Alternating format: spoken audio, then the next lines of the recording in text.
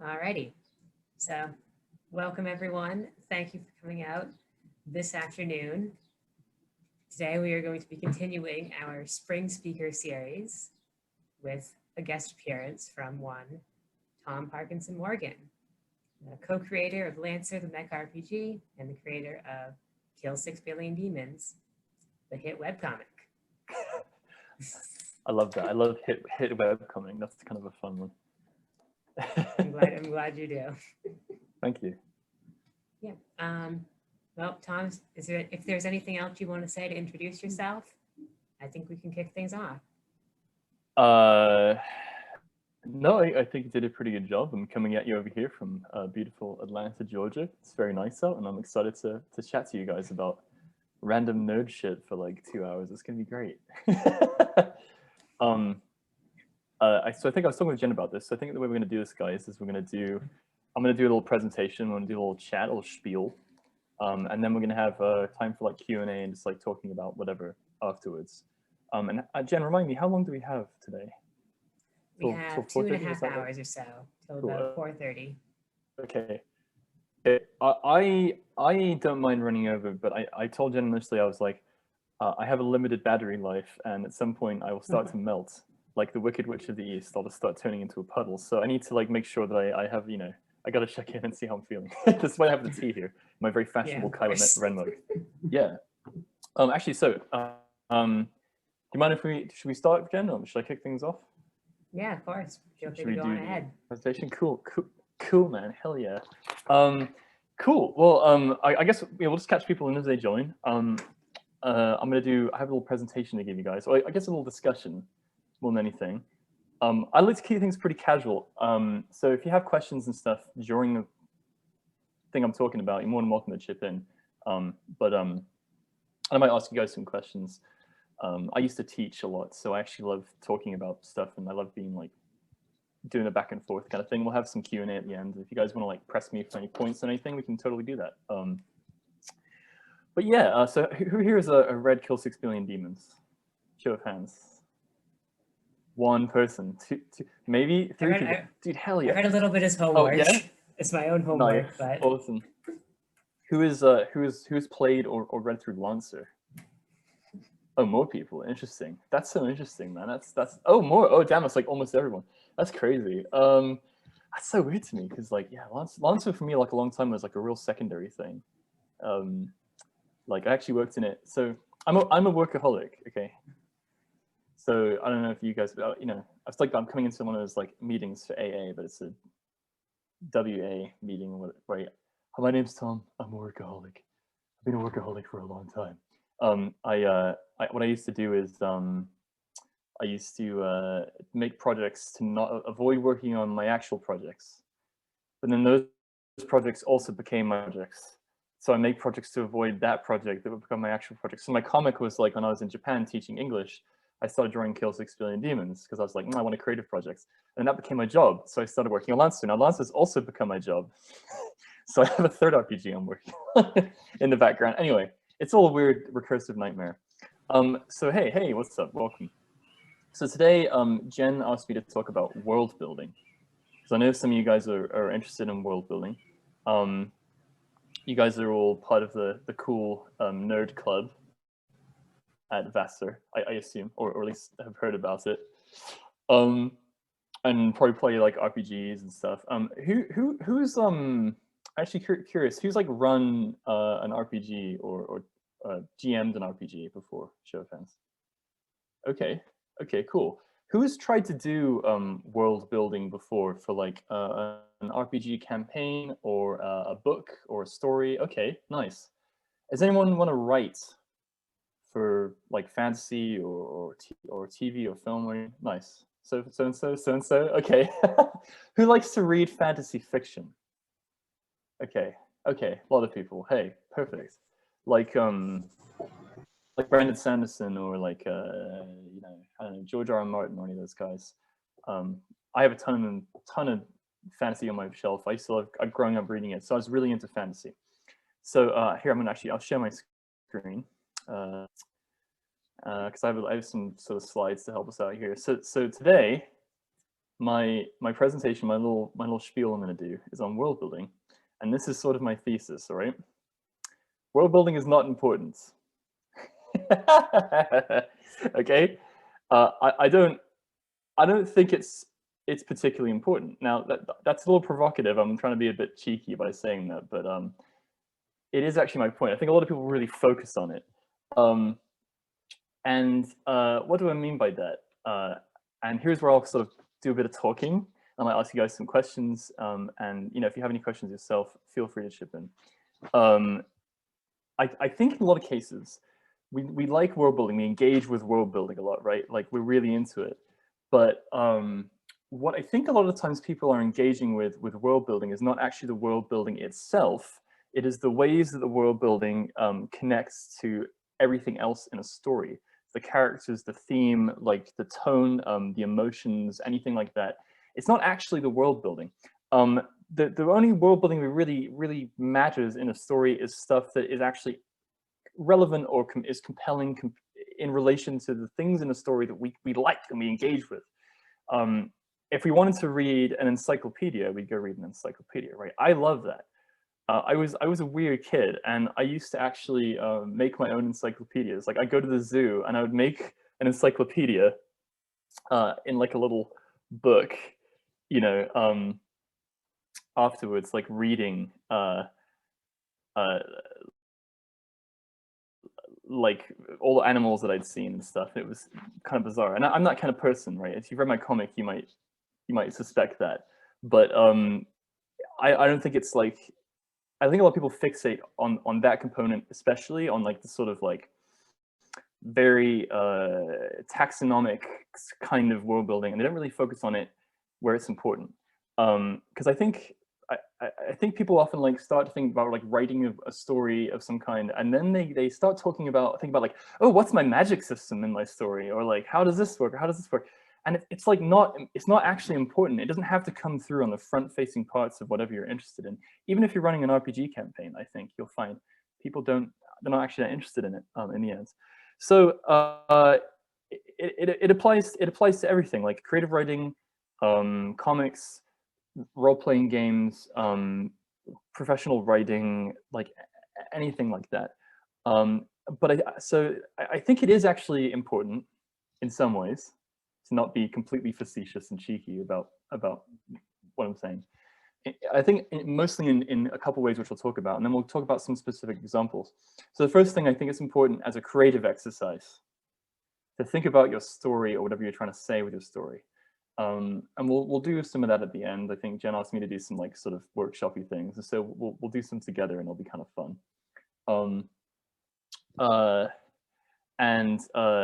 Then the second way I think it's important is it can be important to set the tone of your story or provide a sense of verisimilitude. Do you guys know what verisimilitude means? Yes? More or less?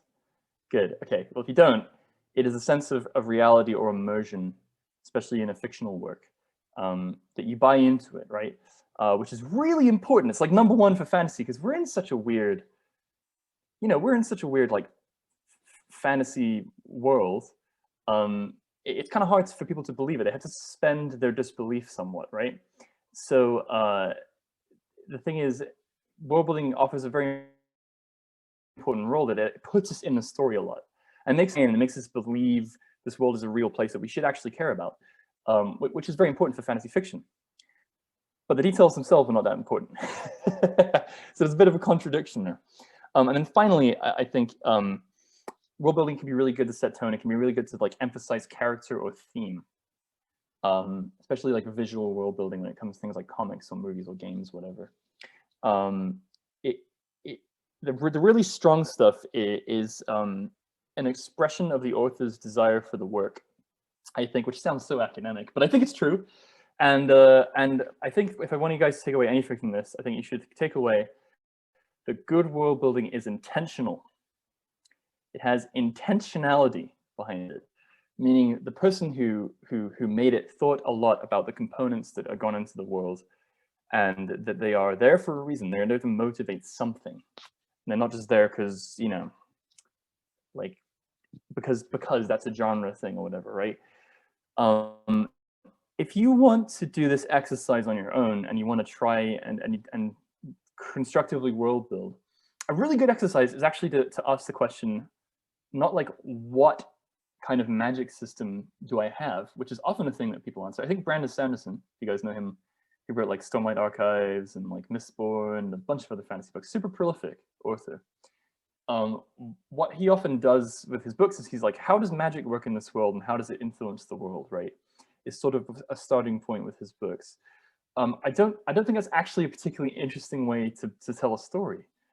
It creates an interesting story because I think he's a competent writer, but I don't think that element of world building is actually that compelling, at least to me. I think a more interesting question is you should start with is, why is there magic in my story? Why are there swords and heroes and, you know, magical storm clouds or whatever is in your story? Why is this here? What purpose is it serving when someone reads my work? What are they engaging with that's actually interesting here? And if you can't give a good answer, and even if the answer is just like, I think it's cool and I have a good feeling about it and it sets tone really well, then it doesn't have to be in your story, right? It's something you can cut, you can get rid of it. It's not important. So you know, even if the answer is it's providing a sense of immersion and history to this weird space that I have constructed, right? That can be a good answer. You can say, I want magic in my setting because I want magic to provide this sense of wonder and immersion and power to the characters. That's a good answer. But just, I want magic because there should be magic because it's a fantasy book. That's not a good answer. Fantasy, genre is garbage. Get rid of genre. It's a marketing tool for people to sell your book.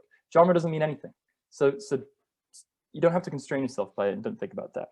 So let's go through some really popular examples of media, and let's talk about them and kind of just dissect them a bit. And I'm actually going to ask some questions to you guys. So what's the easiest way to do this, Jen?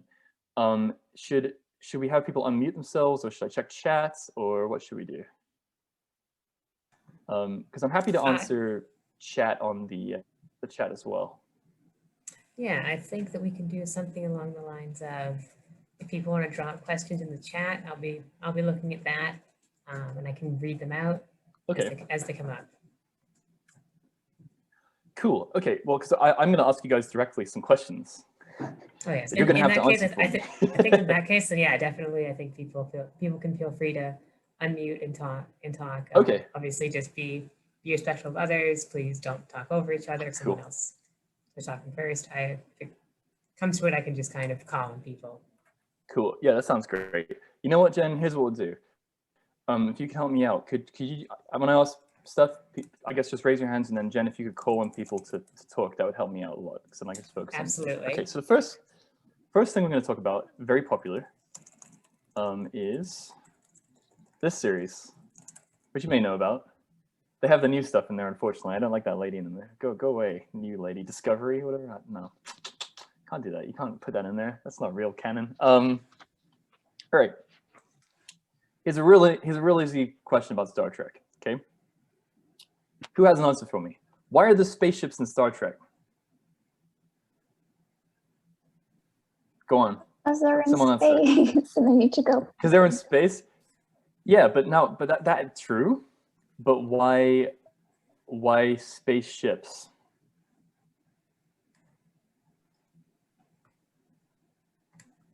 Because they kind of had to do like a monster of the week sort of thing. That's not a bad answer. They are traveling. Ella? Because they provide both mode of transport, a way to move around within that mode of transport without it to have a sort of stasis over the continuation of the series, and also it's being a spaceship allows for a for weird situations from one world to the next, because you can move. Yeah. As a plot device.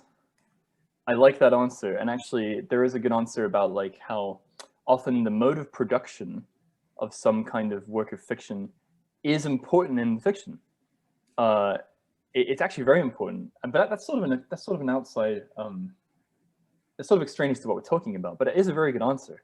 Yeah, why do they have it on a spaceship? Because it's a small setting. You can have one set, and you can use it a lot, and you can talk, and you have episodes on the set. It's constrained. That's actually a great answer.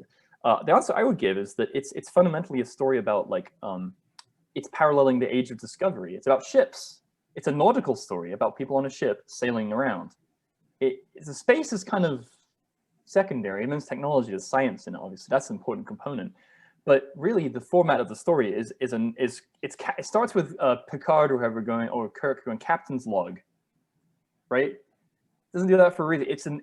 That's the reason that the ship's there. It's because that's the kind of tone it's trying to evoke, right? It's trying to evoke that sort of like adventure story, nautical exploration story.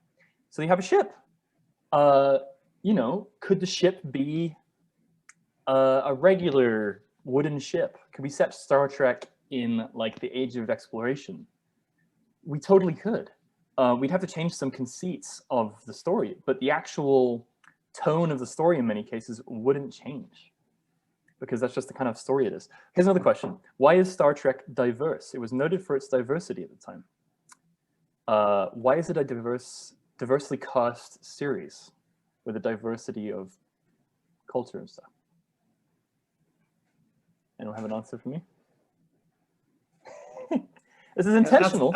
I'll take my stab at it as someone who has never consumed any Star Trek media. But that's okay. The impression I always got is it just like space and just in theory, like humanity at this point is in time is just like so expansive and big, and you're just gonna get all different sorts of types of people and cultures together in one place. Yeah, that's not a bad answer. Sam? Yeah, I feel like a large part of Star Trek is the utopian ideals of the Federation, and like there's like this idea that anyone can succeed and be a part of this journey. My follow-up question was going to be, why is Star Trek set in a post-capital society? Why is it set in a post-scarcity society? And that will answer both questions. Because Gene Roddenberry wanted them to be set that way. He wanted it to be diverse and wanted it to be in this kind of utopian society because he really believed in the optimism of science and in the future. And so why? The answer is because he wanted it to be that way. He wanted that message to be contained in the show. Those elements were intentional. Now you can often think about this as something that a lot of showrunners don't think about. When a show is not diverse, that also often expresses the showrunner's intentions for the show. Or a work that is not diverse, it shows something about what the showrunners were thinking about with the quote unquote world building about their shows. That there's actually an intentionality and a lack of attention to things like that.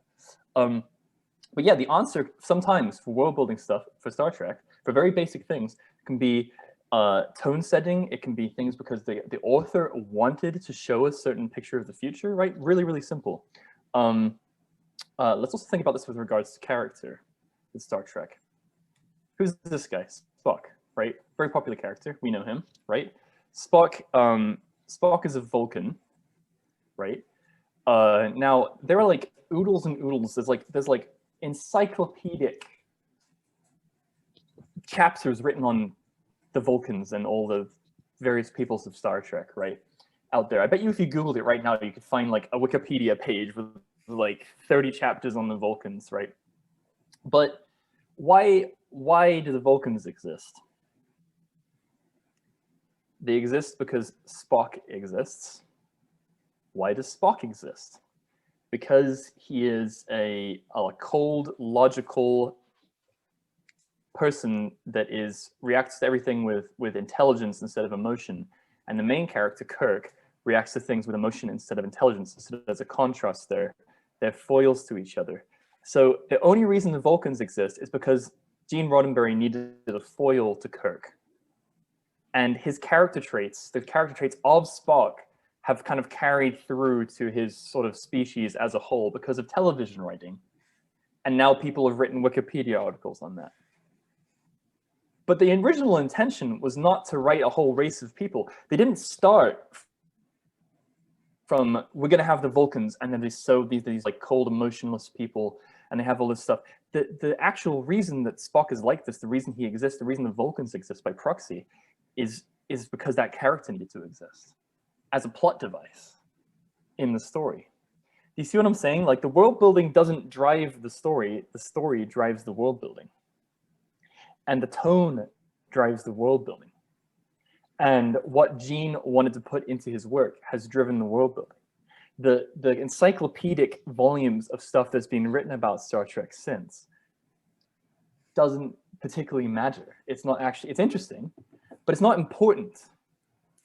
Are we following? Are we coming along so far? Okay, let's move on. Here's another one. I love this. This is my favorite. Here we go.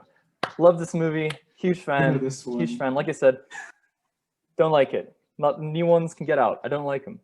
Though I will use this movie as an example very shortly. Everyone here has seen Star Wars, right? I assume. I don't know anymore. You're all like 17. I have no idea. I don't know. I don't know what the kids are into nowadays. They're all playing Minecraft and Fortnite and stuff. Okay, so there's a very famous scene in Star Wars, and it's the Mos Eisley Cantina scene. You guys know this scene. They go to a cantina. Luke and this cool old guy he just met in the desert show up in a cantina, and it's weird. There's aliens everywhere, and there's like weird music playing. Here's my question to you guys. Again, I'm asking you questions here. This is participatory. This is not me talking at you for 2 hours. Okay. What's up with the cantina scene? Everyone loves that scene. I love that scene. It's a great example of world building, of this like cool, weird, seedy alien cantina. Why does it exist? Chaz. Is it so he can meet Han Solo? Yeah, that's not a bad idea. As a plot device, Yeah. true.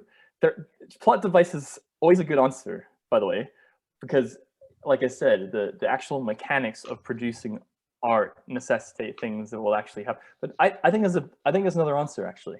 Anyone else care to? Ella.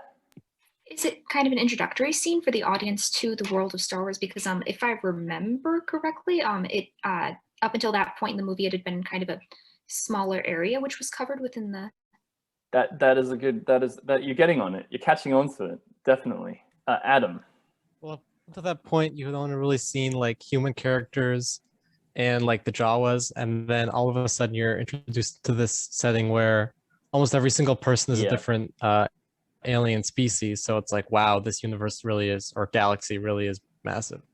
Yeah, all right. That is a good answer.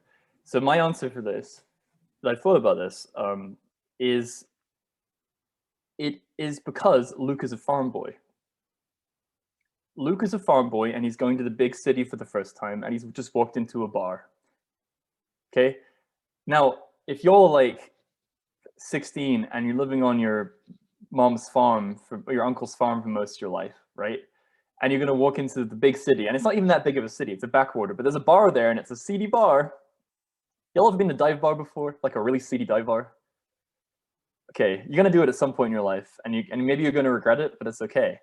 There used to be this bar in Portland I used to go to. It was 10 minutes walk from my house. It was great, my favorite place. The bartender found a dead body out back once. It was great. It was an amazing place. They served German beer. It was awesome, but it was very seedy. Every time you walked in, you were kind of like, what's going on here? What's happening? I don't know if I feel like comfortable. Point being, Luke is a farm boy. He's going to the city. He's going into this bar. That's the feeling they're trying to evoke with that scene, right? It's the I just walked into a weird place I'm not supposed to be in. A guy is talking to me, and his friend wants to kill me. He has a bounty on his head and 10 systems or whatever. Like it's a great tone setting scene. And yeah, like it's showing us there's a bigger world. That's very true. There are like weird aliens in this setting. It's expanding Luke's world a lot, right? But this scene to me doesn't exist if Luke was not a farm boy. It's a matter of perspective from his point of view. And so again, the world building here is serving the point of setting tone and of showing us something about Luke's character, right? Of how he's viewing things. If Luke was like, if like Han Solo walked into that bar, it wouldn't be shot and set up the same way. Tonally, the scene would be very different. Because Han Solo's totally cool with weird alien bar stuff. Hello, everybody. We're talking about Star Wars. Han Solo's he's totally cool. He's chill with everything, right? It would be shot differently to convey that tone. And what's happened now is, you know, like people have gone through on like Wikipedia, and they have categorized every character in that bar, you know, and given them stories and all this shit in the extended canon and all that. And you don't need to. None of that shit matters. It doesn't make any difference who is or who is not anyone in that bar. The only reason the bar exists is because Luke is a farm boy.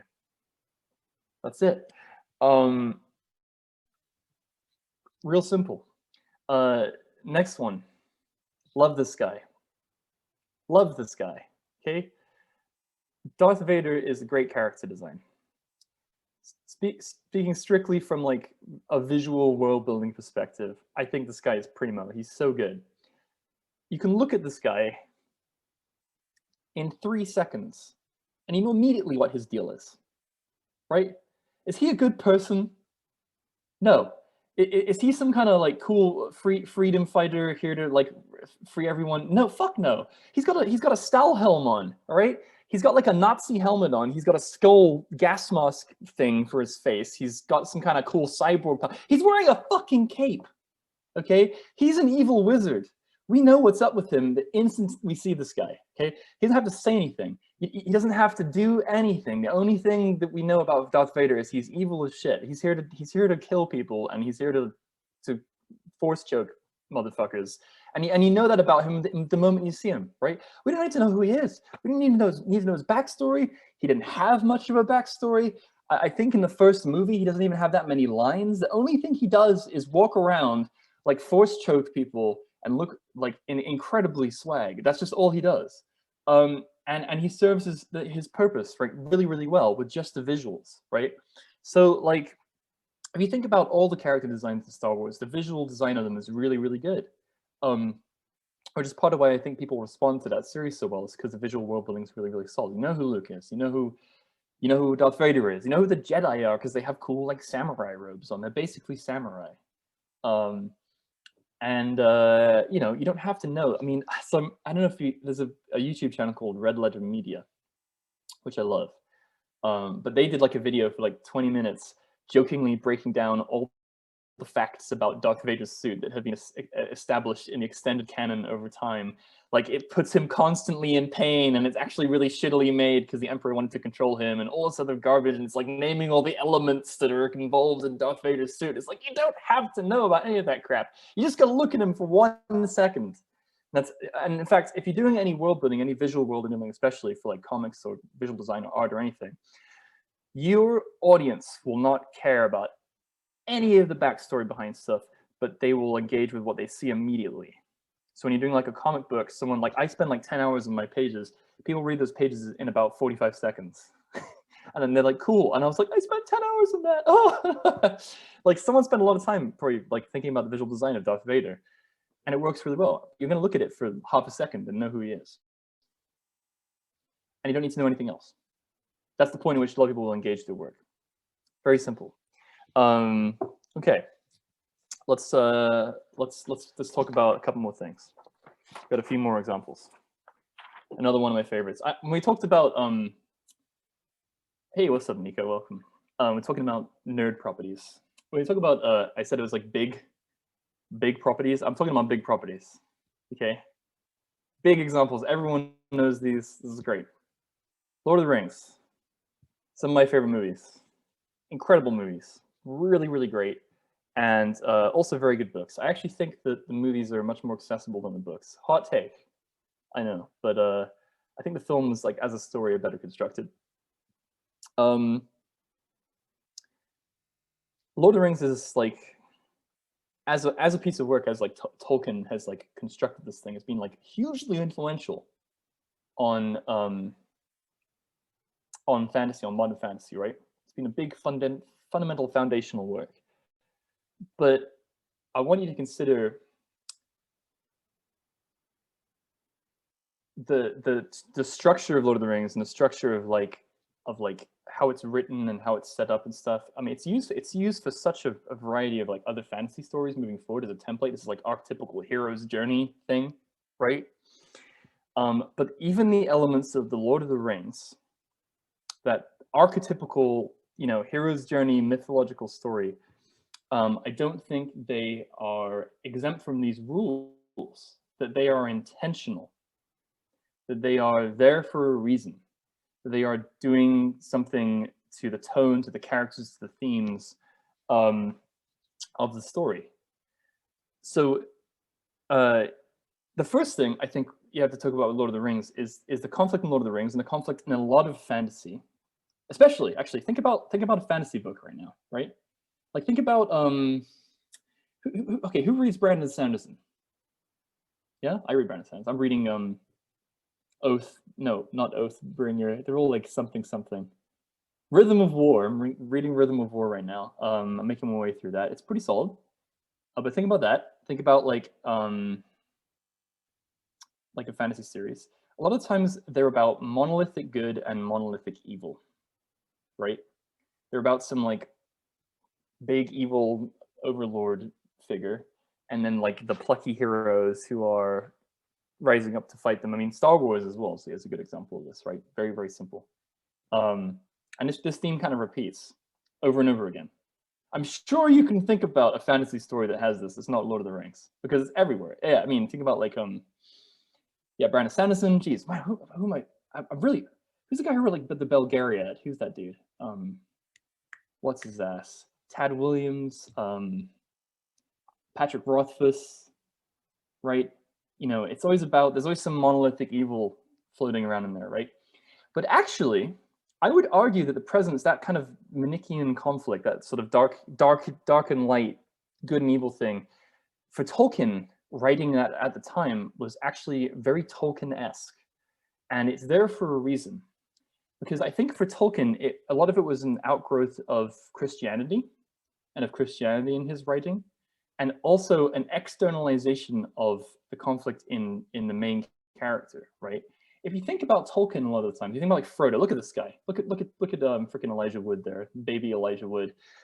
If you think about the journey that Frodo goes through, not to belabor the point, in Lord of the Rings, it's not really about like Sauron. It's not really about destroying the ring or whatever.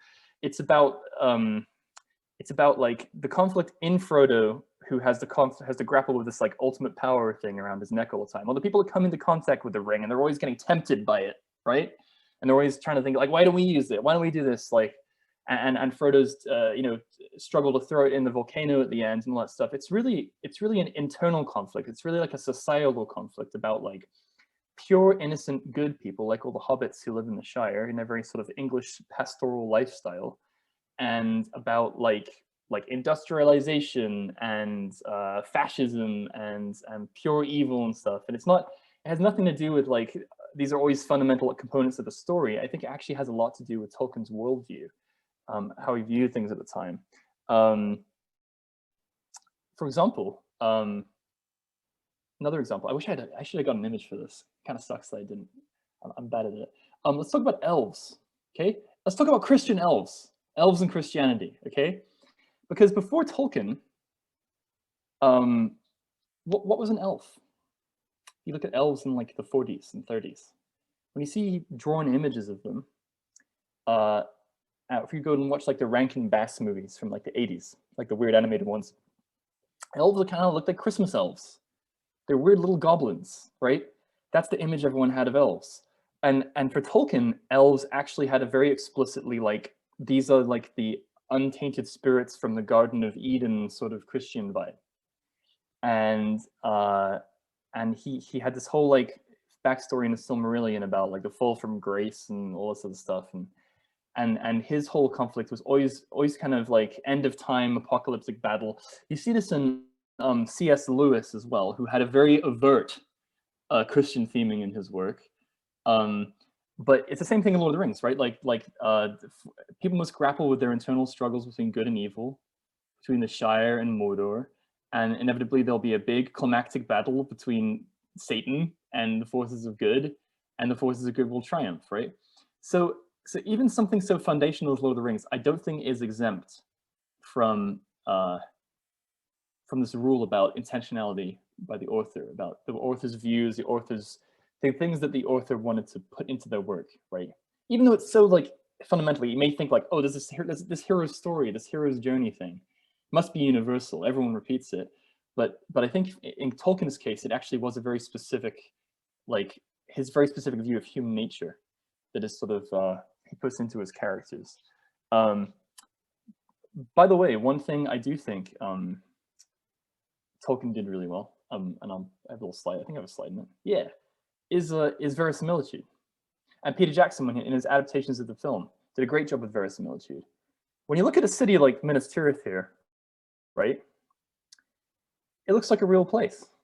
It has a history. It has languages. Tolkien's worlds had languages and had history and had different peoples and countries and different races and all this other stuff.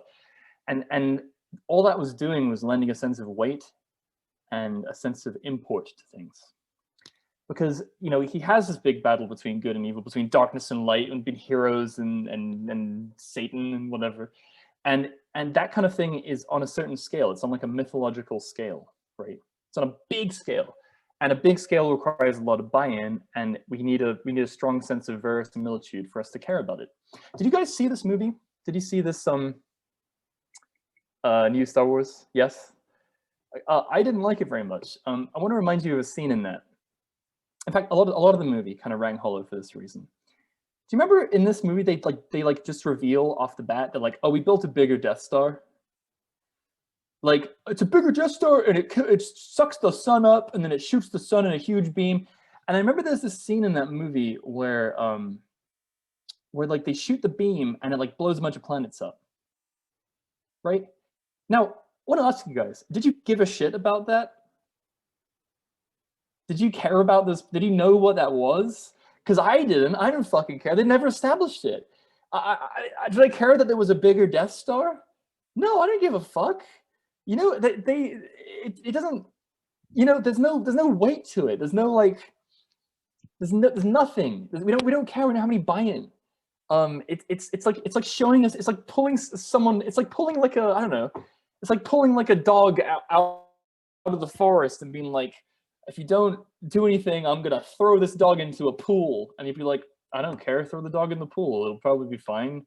It's not my dog. Like, I don't care. But if it's like, I'm gonna throw Fluffy, the dog, in the pool, and he's deadly allergic to water, and he will die. He will die if I throw him in this pool, and he's your dog. And you're like, oh my God, my dog, why are you throwing him in the pool? He's allergic to water. That's, you know, it's a weird example, but point being, like, Lord of the Rings doesn't have this problem. Why? There's a lot of investment in the world. There's a lot of like history. There's a lot of weight there. And for the kind of story Tolkien was kind of trying to tell, you need it. You need verisimilitude. You need buy-in. Why do we give a shit about Frodo and some ring or whatever? In fact, if you watch the first like 10 minutes of the Peter Jackson movie, they move kind of quickly. And I remember people watching that because it goes really fast. It's like Sauron forged the ring, and then there was a battle, and people fought and died. And I remember people laughing when they first watched that, because it was so, it just threw everything at you right away. And you had no reason to care about it. But we spend a lot of time with these characters. We spend a lot of time in this world in a very slow and deliberate manner.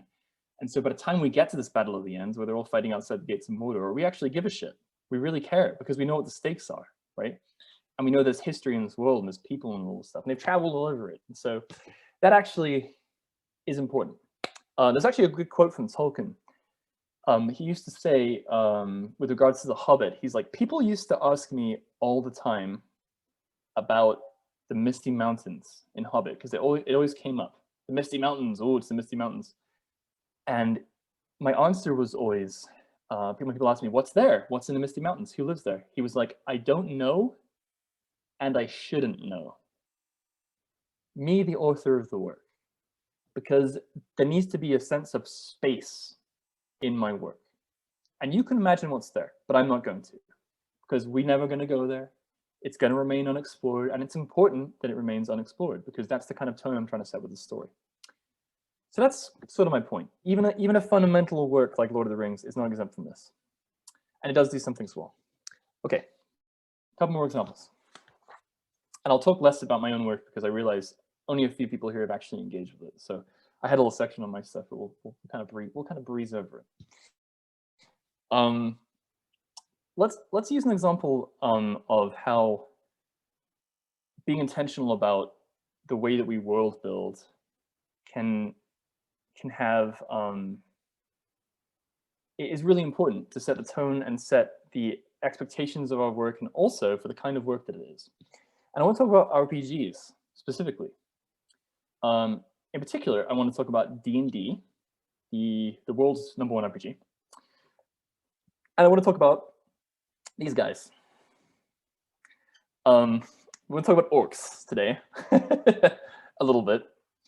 There's been a lot of discourse in RPG Twitter recently that orcs in D&D are rather racist. And surprise, surprise, I would agree for a variety of reasons. And actually, people often call out the D&D orc, or even like the Warcraft orcs, whatever, like the archetype that they're based on, as being quite racist. And then at the same time, you have Tolkien's orcs. Same concept, right? But Tolkien's orcs are sometimes called out as being racist depictions. But I think especially in the language that he used overtly racist language to describe his orcs in Lord of the Rings, by the way. But in like Peter Jackson's movies, they don't come up as racist or having racist overtones. Why? Why is that? Right? Because I think Peter Jackson and Tolkien were quite intentional with their world building. They actually thought a lot about, when they're putting orcs in the story, what do the orcs represent? What symbol are they representing, right? So if you look at D&D or Warcraft, right, in their world building, what's the visual design of the orcs? What are they representing? Let me ask you guys, what do you get when you look at like a Warcraft orc or a D&D orc? Like, what's the kind of a vibe you're getting from them? Give me an answer. I want to hear from you. What kind of symbol do you think they are? What are they standing in for? Seems like they're big and scary people. What's the visual language they're using though? Think about like what they're wearing, like their clothing, all that stuff. I kind of think of it as very barbaric. Yes. Yeah, and it also reminds me a lot of Game of Thrones. And the sure. I forgot what they're called. The Dothraki from the Dothraki. Also sure, extremely similar tones. Yeah. Mm-hmm. I would agree, right? There's this like barbarian tone to them, right? There's this like marauding barbarian tone.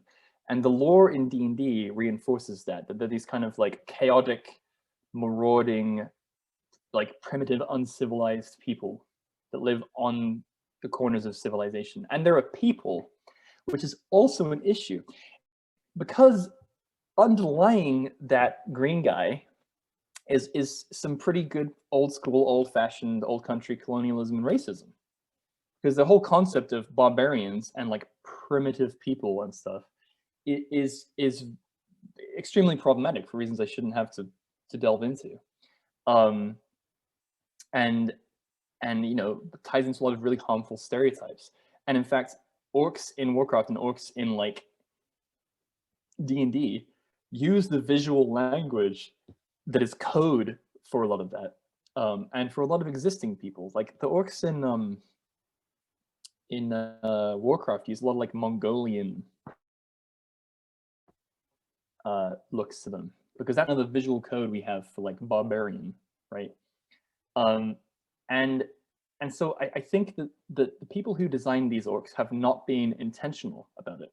They just put them in there because they're thinking about what evokes this thing I'm looking for, without thinking about the symbol that they're actually representing, which is somewhat racist and outdated and probably should be changed, right? Tolkien's orcs and Jackson's orcs, they're a different symbol. This is what Tolkien's orcs are about, right? they're militaristic, they're warlike, they are tools of a monolithic evil that is, consuming the land. They don't really have much individual willpower or ability to think for themselves, right? Who are they? They're fascists, and they're industrialists. For Tolkien, I think the orcs represented small-minded industrialization and fascism. I think a lot of people read into that. That's at least what I read out of the work, and it's actually a lot more overt in Peter Jackson's movies. When you watch his movies, the scenes of the orcs are all about forging shit and cutting down trees and burning shit, and they literally come out of the ground. They're not humanized in the way that like D&D orcs or Warcraft orcs are. They are explicitly an inhuman symbol for industrialization and fascism. And so even though Tolkien uses very explicitly racist language to describe his orcs in his original book, especially the Peter Jackson adaptation of the orcs, I don't think the symbolism is problematic because the intention is very specific. They're representing something very specific in the story. So I think Peter Jackson was a lot more intentional with his choice to include orcs in the movie and what they represented, as opposed to D&D. Cool. Okay, we talked about a bunch of shit. How are we doing, guys? We doing okay? We're still awake? This is just a weird question. Have you ever read or engaged with The Last Ring Bearer? No, I haven't. The author calls it like a parallax novel, but it's an alternate sequel to The Lord of the Rings that reimagines the entire trilogy as like the story written by the victors of the men from the East, and instead tells the story of the War of the Ring from the perspective of the orcs, who are really just like people. And it was written in 1999, and it was translated from Russian into English in like the early 2000s. But it's very interesting. Oh, fun. Yeah, I might check it out. I mean, so that's interesting. But here's my thing about that, right? In that case, I would treat that as an entirely separate story, right? And I think that's an interesting perspective you can take. But like orcs in Tolkien's work, right? I think they're not meant to be people. They're there as like visual or like literary metaphor, intentionally or not. I think that's just how they are. There's no history of the orcs. They're like mindless servants of Sauron, basically, and they have the stereotypes of like low-minded, the kind of low-minded sort of pro-industrialization people that Tolkien hated because he was super into this very conservative English pastoralism. That is what his viewpoint stood forward, like the Shire, like at the end of the Lord of the Rings, which wasn't an original film thing. They go back to the Shire, and then industrialization has caught up with it and has ruined it and stuff. And that's sort of very emblematic of like what Tolkien saw happening to the world as a whole. I think there are a lot of people who have written about this, who are not me, who could probably put it more succinctly. But yeah, that's interesting. I'll check that out at some point. All right, I have some work. Let me talk about it briefly. I will spare not that much time on it because I think it's easier if you guys ask questions, actually. So Kill 6 Billion Demons is the thing I worked on. It's my comic. Only a few of you have read it, so that's okay. So I won't spend a lot of time on it. But needless to say, people love the world building in this comic, and they respond to it really strongly when they've read it. People have really gotten into it. So I get complimented on it a lot. But I think what a lot of people don't see is I also had a lot of people bounce off the world building. Because I think initially in my comic, especially in the first volume, I really cared a lot more about the world building than I did about the story and the plot and characters. And it kind of shows. And so I'm not very proud of that. I don't think it was strong writing. I think it was actually rather weak writing. And I've had a lot of people bounce off my work because it was getting too involved with the actual details of the world rather than how they are relevant to the characters at the time. But what is there? I thought about it a lot, and it sort of ties into the core themes of KSPD, which are like identity, you know, the cyclical nature of history, nature of power, that kind of thing. And so as I've gone onwards, I've gotten better at storytelling, and I've also thought about like how to tie a lot of components of my comic into those themes more tightly, including the world building. So there is intentionality there, which is why I think people respond to it so well. But yeah, so like I had people always complimenting the world building for this thing, and I think it was too much at first. I did a really big mistake. You can go read my comic, and I think you'll be like, oh, this is so much info here, but none of it actually ends up, like a lot of it doesn't actually end up being relevant for, you know, or I could have introduced it in a more graceful way that was more in line with what the characters were about, or where the story was going, or thematically where things are going at the time, as opposed to just dumping a lot of info on you, which is what I did initially. So I won't talk much longer about it. If you guys have questions about the world building in KSPD, we'll talk about it during the Q&A. I think it's probably an easy way to talk about it. And then also, I did Lancer, which a lot of you guys have played. Yeah, and I didn't actually do a lot of the writing for this. This is my co-writer, Miguel, who wrote a lot of the stuff. And let me actually tell you how the world building in Lancer happens, because I was there for it. Miguel and I sat down, we were going to write the game, and we thought about what are the core principles of the game. As in, we're writing a role-playing game, what are the core conceits we have to work through? So, like, and everything came from that. So we were like, okay, well, you know, we don't want there to be like, you can't like lose your mech. Because this game is about getting in a big robot and punching things.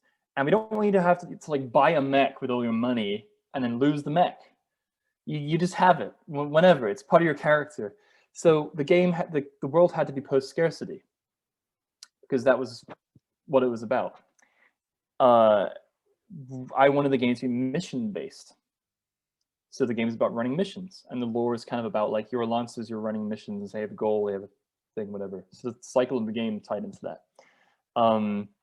We wanted the game world to be optimistic, something a lot of sci-fi doesn't do, where the big power in the setting is very complicated, but it's ultimately well-intentioned and it's trying to better itself, which is kind of a rare thing. I mean, Star Trek has it, but not a lot of modern sci-fi is interested in a you know, huge galactic hegemony that is actually trying to kind of do things the right way in a complicated way. I think that's a more interesting story than like Empire is evil, that we have to fight it.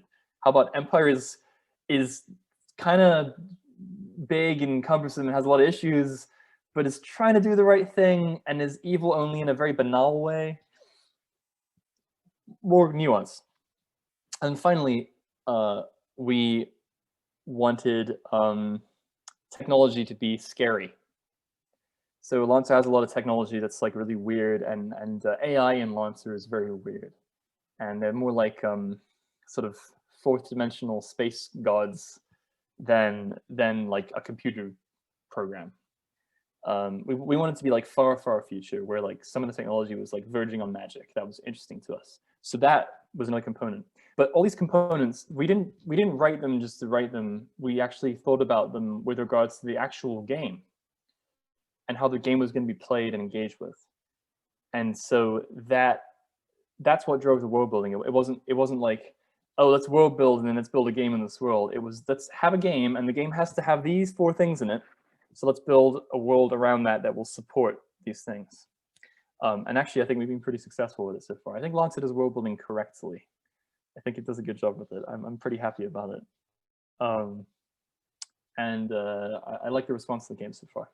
All right, let's wrap things up.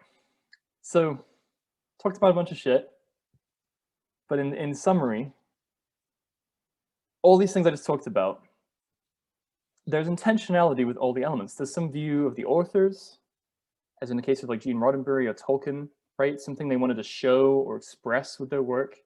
There is, you know, intentionality with the use of symbols and things that you include in your world, right? As in the case of like a D&D orcs. There's like an intentionality with setting elements, with world building elements that are related to the themes, related to the characters, related to the writing, that don't exist separate from the writing. And then sometimes it is important to build that world out as like a creative exercise, because it lends weight and history and verisimilitude to a work that you are that you're working on. So that is an important role. It's like if you paint the background in a theater production and you paint it badly, people are going to notice. They'll be like, "Oh, it's a shitty background. I don't believe that they're on the moon," right? But you know, it depends what you want. You know, if you're staging a theater production, you can do it without a background, maybe. You can do it with a huge, elaborate painted background, but you have to do it well. You can do it with minimal props. You can do it outside and just have the actors do a really good job. You can approach it any number of ways. But you know, if it's going to be there, think about it carefully, I guess. It's like having a, you know, I'm using lots of, why am I using lots of theater metaphors today? It's like having a stage manager. If a stage manager is doing their job well, no one notices it's there, but they make a big difference to the whole production. And a lack of world building, you know, is noticeable, especially in fantasy and science fiction. For you guys who are thinking about writing a science fiction or running a game, running an RPG in science fiction or whatever, or fantasy setting or whatever, it is important because it lends that weight to the world, I think. But otherwise, it's not important. So don't care about it too much. That's what I think. I have some kind of fun exercises we can do together. Sort of try this out if you like, or we can just go right into a Q&A. What do you think, Jem? What should we do? I think we can start off with a little mix of both, and kind of maybe like a free Sure, form discussion with the exercises. That sounds good. Let's just like chat a little bit. You guys have any questions you want to ask about Kill 6 Billion Demons or Lancer or any of the shit I just said, or have any input or anything? I'd be happy to talk about that. And then I guess we'll just try some. I have some like fun things we can try to test this out. Just kind of, I don't think it'll take that long. I just want to kind of do some stuff together to kind of prove a point to you guys. Does anyone have any questions or comments? Yeah. Connor. Hiya. So I guess one of the things I found kind of interesting was when you were talking about Kill 6 Billion Demons, which I haven't read personally, but was that you got like a lot of positive response regarding some of the world building in the earlier parts. And you sort of described you felt it was too much. Yeah, totally. And I guess from there, I'm like, okay, so moving forward, how exactly did you navigate, you know, people like parts of this, people like aspects of this? How do I maintain that as well as shifting into something? Yeah, it's really tricky, right? Like exposition is actually kind of hard to get across in stories because it's sometimes important, but people don't care about it. They really want to see people do stuff. One of the tricks you can do is you can have something interesting going on while people are dumping exposition on you. In screenwriting, this is called the Pope in the Pool trick. Because if you want to have two characters talking about something really dull that's nevertheless interesting, you can have something really weird going on in the background, like the Pope swimming in a pool behind them. And so they'll still absorb the information, but the Pope is swimming in the swimming pool. Why is he there? What's he doing? So that's an interesting thing that's going on, and you're still getting the info that you need. So I think one of the things you can do often in a work of fiction, if you're trying to world build, I think there's two things you can do. One thing is you can do that trick where you just have something interesting going on at the time. I have had, for example, recently a lot of dialogue that's kind of boring. And right now in my comic, actually, there's some expository dialogue. It's happening while everyone is on a giant island that is zooming into space. Because that's cool. And it's in the middle of a big god battle. So it's placed well, so I think people will absorb it better. The other thing you can do is you can tie in world building exposition into either a point of view of a character. So you have a character who doesn't know much about the world for whatever reason, or is new to a place and is curious. That character is curious about it. One of the things I did that was kind of bad was that my main character in KSPD doesn't want to be there for the first book. She's not curious. She wants to fucking go home. and this angel is talking to her and it's like, let me tell you about the Bible, or like the like in-world equivalent of like the history, the religious history of the world and stuff. Like, in the beginning, God created the world and stuff, and like it's just this angel dumping shit in her. So she doesn't want to listen to it. We don't want to listen to it. But if you have a character who naturally is curious and is like, what the fuck's going on? What is this? What's happening? Then people will identify with that character, and it actually becomes easier to do stuff. The other way to do it is just to have it present, and to have it present enough that people will understand through context what it is. So, you know, do we or even have this it's kind of hard, it's easy to do in visual mediums. You know, in Star Wars, we don't have to know how hover cars work or spaceships, right? Does anyone ever sit down in Star Wars and is like, how does your spaceship work? What's on the warp drive? No, they just say like, oh, put the warp drive on, Chewie, we're going to light speed. And then they go to light speed.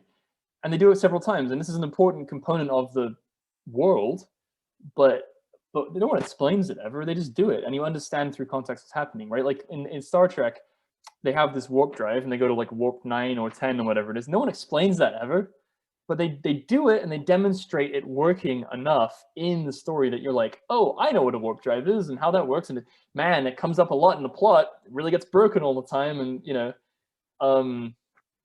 it has to be relevant to what's going on or present. And the thing is, if it doesn't come up, it's not important anyway, so it doesn't matter. The only parts, like I said before, the only parts of world building that are important are the parts that your story, your character, your themes, whatever, actually engage with. Everything else is totally irrelevant. I mean, it's there. It's like I said, it's the Misty Mountains, right?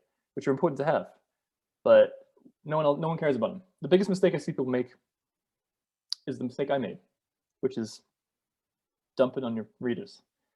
So let me tell you all about this cool thing that's going on. Or the alternate thing I did, which was have the character experiencing shit anyway, but not know what's going on, not be curious about it, and want to disengage with it, which is what happened in the first book of KSPD.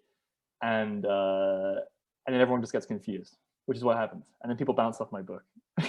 And they go, I'm not reading this. Oh, here, I'll stop screen sharing for a second. Very easy to do. There we go. Yeah. Do you have any other questions or comments or anything? Yeah, Ella. When you're world building, how do you find a balance between making the world unique and interesting, and also I guess how do you find a place between making it unique and interesting and staying away from doing tropey things that are done all the time without also alienating the. Well, here's the thing, right? Like, what's the story you're telling? And don't think about tropes, and don't think about genre. Just think about the story. What is the story about? Okay, let's do an exercise. I was gonna do this. This is a great time to do it. All right. Together, we're gonna collaboratively world build. Okay, real simple. This doesn't have to be super in depth. I just want you guys to throw ideas at me. We are going to build a story that is about anxiety. Okay? The story is about anxiety. What are things we can include in the story to set the tone? Anyone have any ideas? It could be anything you can think of. We'll start. Yes, Anthony. Well, if it's a visual medium, you could have very constrained spaces or constrained spaces. That's a great idea. Mm-hmm. Like it. All right, we got constrained spaces. Ella. Building off of that, I was actually going to say to make a world that uses elements of not necessarily fear as in fear for one's safety, but things that make people uncomfortable, like overcrowding, heights. Absolutely. Like Anthony said. Yeah. Common elements that people, a sense of discomfort in your story. How can we build that? Yeah, that's great. Overcrowding, heights. What are some other ways we can build discomfort in our stories? Eddie. Dim lighting and like shadows. Yeah. If we're using a visual medium, the light's bad, right? maybe we like, okay, so here's just an example. For example, using those elements that I can think of right now. You guys just hint to me.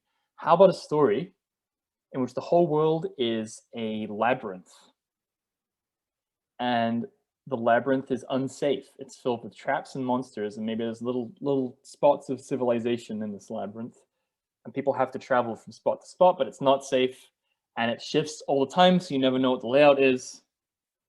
And maybe light in this world is really important because there's no sun. So people have to go in the labyrinth and they have to kill the monsters there to extract the oil from them to burn the lamps in the cities, which are constantly going out. I mean, that sounds cool, right? I just made that up off the top of my head. But that's an example of world building to set tone and expectations and stuff. How about, okay, let's go do another theme. How about overcrowding? What's the thing we can do with overcrowding? What's some other elements we can think about? Overcrowding and anxiety. Well, maybe that's not a good example, but if you think about a lot of do you guys like cyberpunk?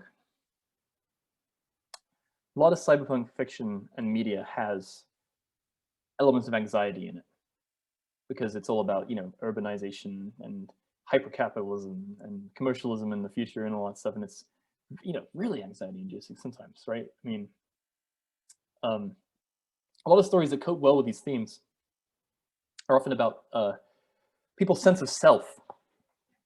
A lot of cyberpunk stories. I don't know if you guys like Ghost in the Shell, but that's a good one. Or Blade Runner, or its original one, The Android's Dream of Electric Sheep. Actually is a great book, by the way. A little different than the movie. And there is a huge sense of that in there. There's this, without spoiling anything, there's actually a section in a lot of Philip K. Dick's books, if you've read his books, where a constant theme in his books are characters begin to question their own reality and their attachment to it, and whether things are real or not, in very, very real ways. And the book is lying to you. There's a whole chunk of, I mean, I'll spoil things slightly, so if you're going to read the book, The Android's Dream of Electric Sheep, you should tune out. But there's a whole section in The Android's Dream of Electric Sheep where Deckard, the main character, gets picked up in a police car, and he starts driving to the police station with this guy, and the guy takes a wrong turn. He takes a left instead of a right. And Deckard is like, why'd you take a left? The police station is that way. And he's like, no, the police station has always been on this street. What are you talking about? And Deckard's like, I just came from the police station. It's on 33rd Street. And he's like, no, the police station is on 15th Street. It's always been in 15th Street. Are you okay, sir? Are you all right? Are you feeling well? And he shows him his police badge and stuff. And you just get freaked out because you're like, what the hell is going on? And then it turns out, like, there's an entirely separate police station that androids have built and are running autonomously to the official police, and Deckard ends up going in with them, and they almost kill him, and then the real police show up and kill all the androids. But it's just this weird mindfuck in the middle of the book, where because you just come off this thing where he was going to go kill and retire this android, and he didn't do it. It's really, really good. It's excellent. Speaking of Blade Runner, by the way, core theme in that book is empathy, right? And in the movie as well, it's about empathy. The book is actually a lot more explicitly about empathy. And what does Deckard have to do in order to do his job? Destroy his empathy, right? He's got to kill things that look like people and not feel anything for them. But then the key component that distinguishes androids from people is they can't feel empathy, which is great. It's great dramatic irony. It's really, really good writing. And it's great world building, right? The androids can't feel empathy. That's world building. But it's important to the core themes of the book. And that's the only reason it matters. Sorry to go on a tangent there. Anyway, anxiety. I'm sure you guys can think about themes. And we can do this with a lot of things, right? Like a lot of books have. Who's writing fantasy fiction? Yeah, I love this one. Rowan, Ella, Sylvie, was that right? 3 people, maybe. Nice. Well, you may be writing fantasy, And I'm going to challenge you right now. Think about the components that are in your fantasy fiction. Does your fantasy fiction have magic? No? Yes? Maybe? Yes? Okay, maybe. Okay, why? Why does it have magic? I don't care about the system, but why is it there? What's it doing? Can any of you guys want to actually give a shot at answering that? Yes, Ella? In mine, one of my main themes is prejudice, and with magic, there's of course that prejudice of these people are potentially dangerous. They might not be able to control themselves, and then of course they're people. So it's and then there's the separation which comes from that, and yeah. Nice. Have you read the Broken Earth trilogy by N.K. Jemisin? You would enjoy it. That is the core theme of N.K. Jemisin, by the way. Somebody, she's a woman of color. Great lady, writes science fiction. I bounced off Broken Earth a little bit because I feel like it was paced badly, but they are good books and they're really, really worth reading. She does so little world building, it is almost offensive to some people. She just throws shit out there. And there is world building in her stories, but it's very, very intentional, which is part of why I think her books work really well. And they're concise and they're just like, they're almost like, they don't waste page space. They're just like, this happens. And you're like, whoa, we don't have to spend 3 chapters of people just talking to each other. Shit's actually happening in this story. And it's like, yep, deal with it. And you're like, okay, well, sure, I guess I will. But yeah, you'd really enjoy that. Check it out. Rowan, you were saying you don't have magic in your story. Why not? It's not particularly relevant. I love it. To be quite frank, like I didn't envision it as a fantasy story. It's just that, yes, it is, Connor. It's just that, like, as time is going on, it's coming to be more of a fantasy story. Okay, what's fantastic about it?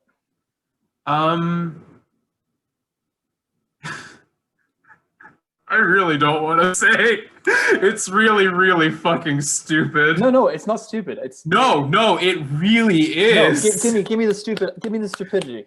It's I conceived it as being like as like it's about entitlement and an exploration of like how that comes across in like modern culture. I like God it. damn it.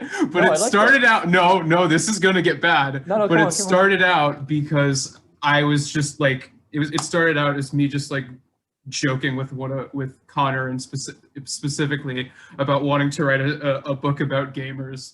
And so they're just like, there are like I haven't currently figured out an explanation of them, which does make them fantastic in some respect. There are elements where like, it's supposed to be like sort of post-apocalyptic, but they are so little understanding of technology that like remaining elements from that civilization do just come across as components of fantasy, and in specifically Sonic the Hedgehog. Yeah. Okay, I'm understanding. So like, you're using the fantasy is in the people's relationship to technology is a little fantastic, and that's but see, that's intentional. Yeah, that's intentional. You're trying to say something.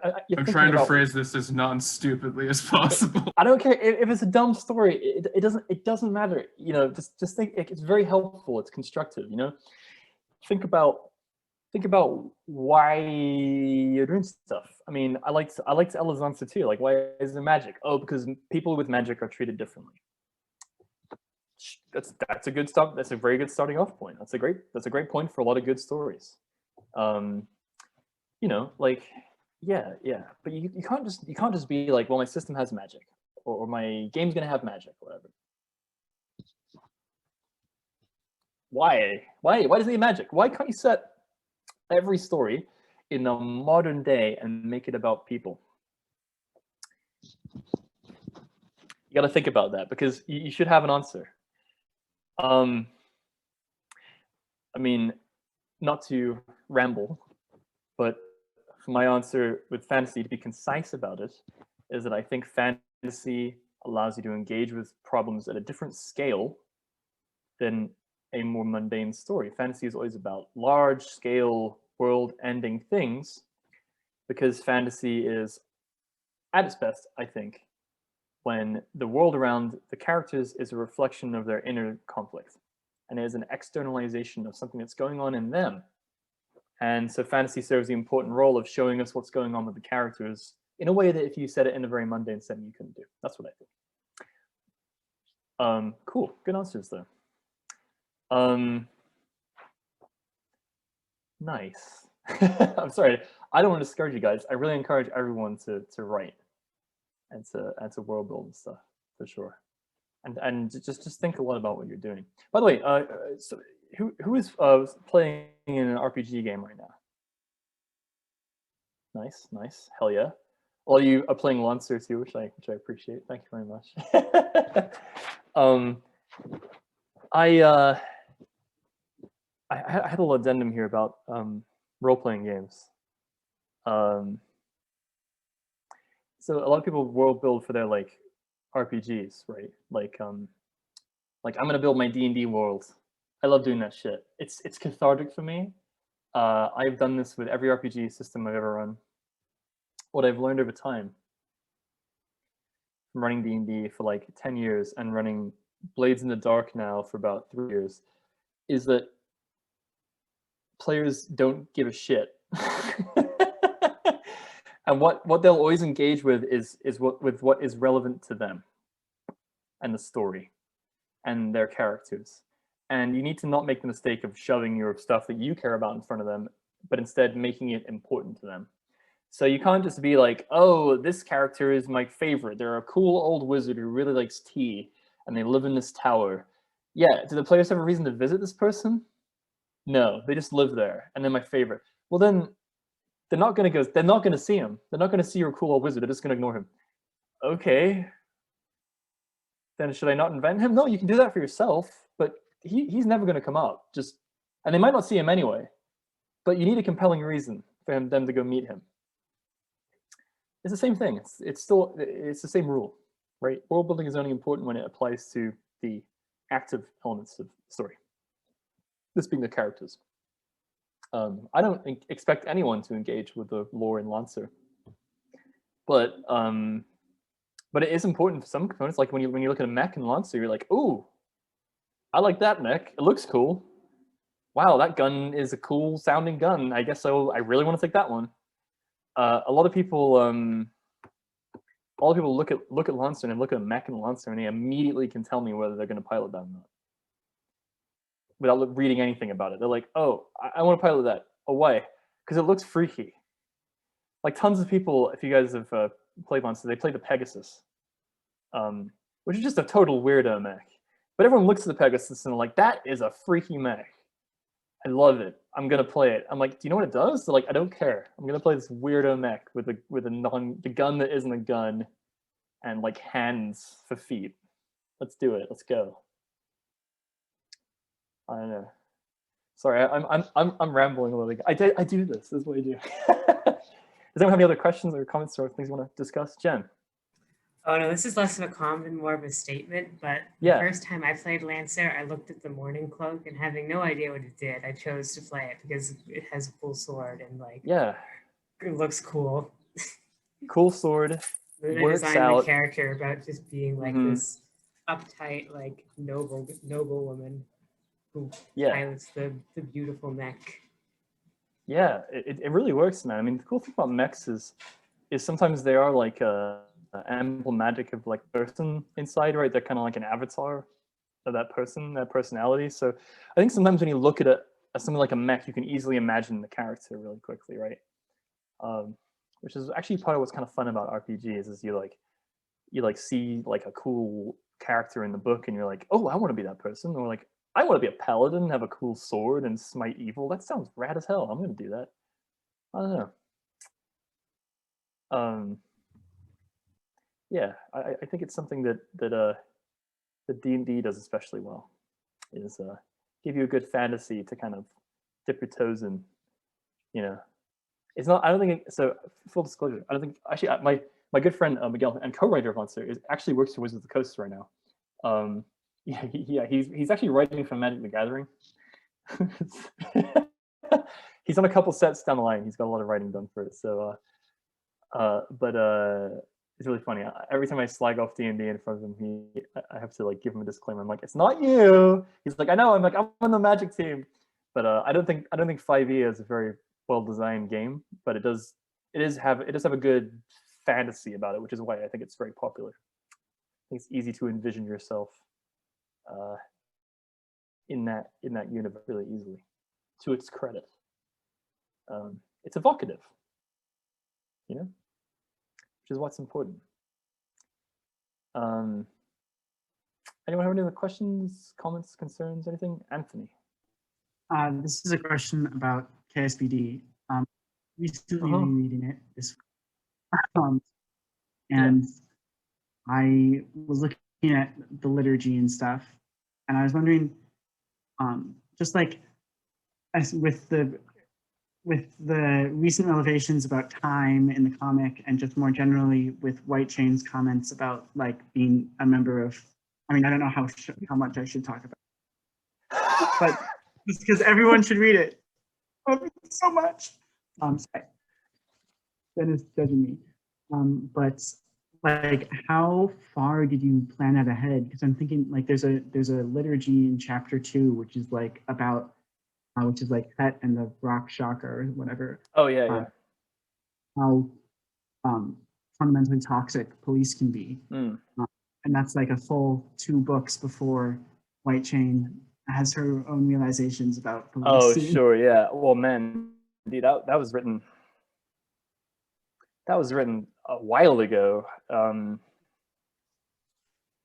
But the the secret is that policing has always been kind of fucked up in the United States, especially, and so if the theme is in the comic, unfortunately, we still haven't unfucked policing here, so it's gonna keep being relevant. Yeah, I don't know. KSB, I think I did do well in that is right to theme. So everything is laser focused along the theme of, it's relevant to the characters and what they're going through, and identity, and the themes of cycles and the nature of violence and power and stuff. Because I was thinking very strongly about when I wrote it. I did have an outline. I have an outline I've written for the whole thing, but it's not like super in depth. I haven't outlined every page, just loosely.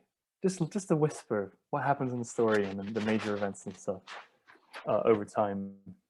I think it's important to not be super thorough. If y'all are writing, this goes for, I keep pointing at the script. It's like, you, all of you out there, you. Yes, you, Rowan, you.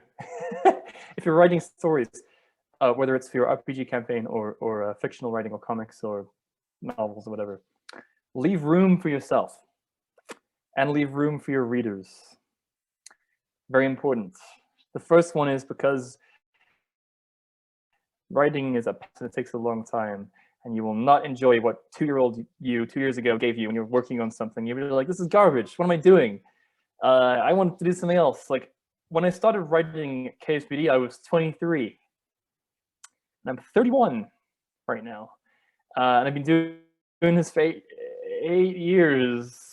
So, that was when I originally wrote the comic.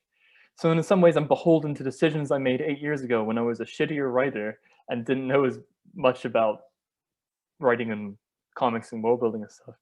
And also, you got to leave room for your audience. You can't explain everything. If you do, it's a huge mistake, because your audience also needs room to speculate, as I'm sure you have done, Anthony, about what's going on in the comic and what things really mean.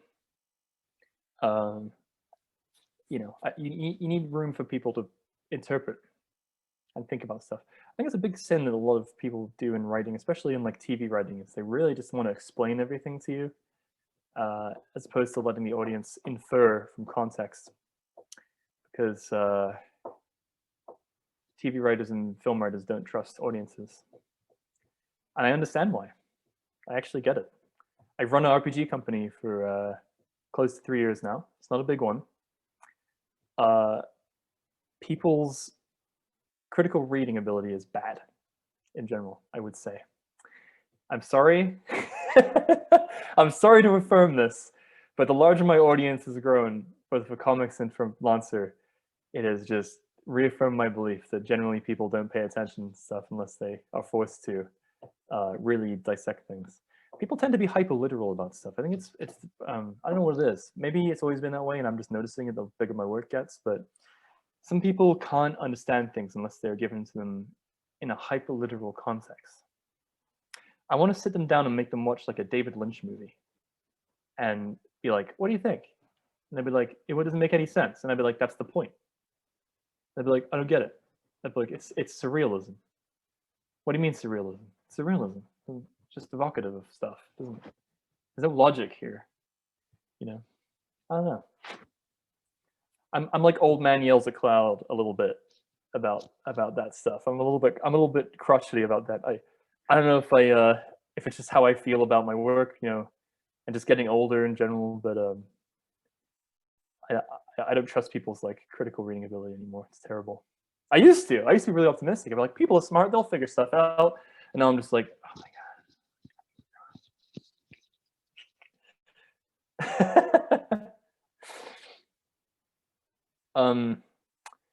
Cool, man. And we have anything else you want to discuss or talk about? Yeah, Jen. I was gonna ask what have been like some influences on you just in your. Oh yeah. There's a little bit more I want to prod out with this question, but I guess first I want to ask that up front. No, totally. I mean, I read a ton of fantasy fiction growing up. Just read a lot of it. Oh, thanks, Nico. Thank See you, you around.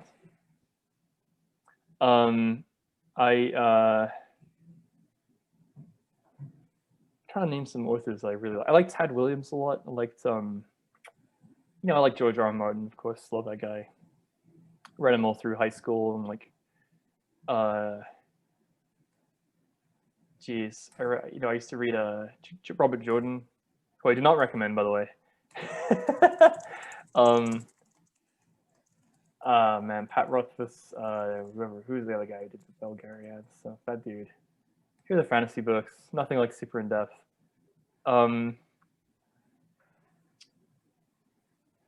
I used to read a lot of fantasy, but I think I was influenced mainly by French comics, by Franco-Belgian like action adventure comics, and it works like Mobius, who's a major comic artist, and like Jodorowsky, the Incal, Hermetic Garage, Meta Barons, and like American indie comics, like The Sandman, which is a great series everyone should read. Mythology, stuff like that. I think really motivated me. I love manga too. I really like manga. I think manga as a whole is better written than American comics because it deals with a wider variety of themes, and it's a lot more personal all the time and more focused, I think. So American comics comes from like a really long like serialized tradition of like superhero stuff, and I just never engage with it. It just doesn't interest me. I don't care because it's all serialized, and all the storylines will reset every 5 years anyway. You know? So I know there's good stuff out there. Don't shout at me. Everyone's like, you should go read All Star Superman. It's really good, and I'm like, yeah, it probably is. I'll check it out. Like I've liked some Batman stuff I've read. I've liked some Starman stuff that I've read. I've enjoyed it. But Hellboy. I love Hellboy. That's not a mainstream comic, but I love Hellboy, Mike Mignola stuff. Just a lot of stuff like that. I like Kurt Vonnegut. Huge fan of Kurt Vonnegut. Huge fan of Haruki Murakami. As far as like authors go, I think those are my two favorites.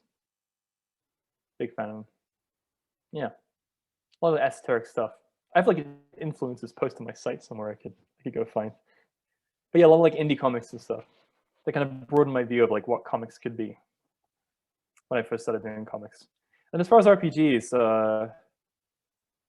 I like a lot of like narrative RPGs, like any Apocalypse World derived stuff. And my favorite RPG is Blades in the Dark by John Harper, which is, I think, one of the best designs of the last like few years for sure. And I'm currently playing and having a blast. Running a game every week. I'm actually in 2 games of that. I'm in a game on Tuesday and a game on Wednesday. And I'm playing in the one on Tuesday and I'm running the one on Wednesday, which has been running for over a year now and has gone really well. It's so good, man. It's great. We're actually about to wrap that up. The players are in like a sort of Victorian fantasy version of Istanbul. And they're trying to determine the fate of the city as it's caught between like warring colonial powers and a patriotic insurgency that's gonna like start a revolution pretty soon. It's fun. It's a good time. We don't know what's gonna happen. Do you have a follow-up, Jen? You mentioned. No, I think you kind of went over it. But oh, did I? Damn it.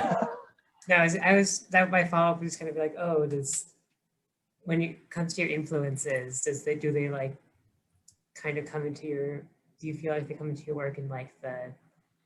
Oh yeah. Stuff, the stuff in it, or the stuff like how they convey feelings or how they convey like things you like in them. But I also just wanted to totally. I mean, yeah. I saw Chaz had their hand up as well, so I was gonna. I did too. Right. I had my hand up longer. Well, go on, Chaz. Yeah, my question's kind of a follow-up question to that, but I'm just wondering, do you have any like specific artistic influences, either like an individual artist or like certain visual media or comics, anything like that, that have influenced your art style? Yeah, like I said, a lot of Franco-Belgian artists. Mobius is my big influence. Yeah. And I also like Jeff Darrow, who is one of Mobius's like proteges, I guess. He writes very, very succinct, hyper-violent stuff that is insanely detailed. I read his book called Hard Boiled with Frank Miller, and it blew my fragile mind apart as far as what was possible with comics. And that was actually what got me into deciding to make comics hardcore. It's very, very violent, and it has a lot of like hypersexual, hyper-violent stuff in it. So if you're Googling it, do so at your own risk. But Darrow's and Frank Miller's Hard Boils, and then Mobius, his Dana series and his Hermetic Garage series. Very, very good. Mobius is like one of the gods of like modern comics, along with like Jack Kirby and Tezuka and like Miyazaki. Like just really influential dudes. More obviously, but for me it's like he's like one of the greats. Just his style and his like willingness to lavish so much attention on his like worlds and stuff. It's really cool. He has this kind of French like psycho-surrealism sort of thing, but if you see his art, you recognize it. It was hugely influential on like most fantasy and science fiction design through the 70s and 80s. Like most of it. Like Star Wars is heavily based on the look of his work. It comes from that same school of like Franco-Belgian sci-fi from like the 70s and 60s, I think. To answer the question though, influences, always present. Nothing's original. Always gonna have whatever inspired you, a little bit of that in it. No matter what. Whether it's like French comics or like Sonic the Hedgehog, like whatever it is. It's gonna have some of it in there. Don't be ashamed of it. Just, do what you're doing. Like what do you, it's actually how a lot of people conceptualize their work is like, is thinking about what do I like about this? Be more critical of it. Why is it working? Why is it not working? I do this with everything I watch, and it drives my wife crazy. because like we watched like a movie together, and I'm always like, man, they didn't really pull through on this theme. I think it was kind of weak. They could have done this here. And she's like, well, I liked it. It was good. I'm like, yeah, but she's like, anyway, it's if you have to do it to yourself, so you don't drive people nuts. But I like thinking about it a lot because it can be really helpful if you're getting creative in your own way. To learn that way is somewhat critical, I think. I don't think enough people are self-critical out of fear of that this stuff will be subpar or won't come up to the standards or whatever. And let me tell you a secret. The only way you get good at anything creative is by doing it continuously, forever. And you'll never become perfect at it. No, that's so much work. You will get continuously better, but you will never reach your level of satisfaction where you feel like you can be done with it, because that's not what art is. It's just continuing to be unhappy with your work until you die. But you'll improve, and the pleasure comes in the improvement and in completing work. The first thing you make is gonna suck. It's gonna be garbage. The first story you write is gonna suck, and you're gonna look at it like four years later, whatever, and be like, holy shit, that was like problematic, and the elements sucked, and I didn't know how to write this character, and I'm always talking about this character's boobs for some reason. What the fuck was going on with like 17-year-old Tom? I have no idea. Like whatever. You look back at it, but then you write the second one, and it might also suck, but it'll be a little bit better. Now like the fifth one, you might be like, this maybe is publishable.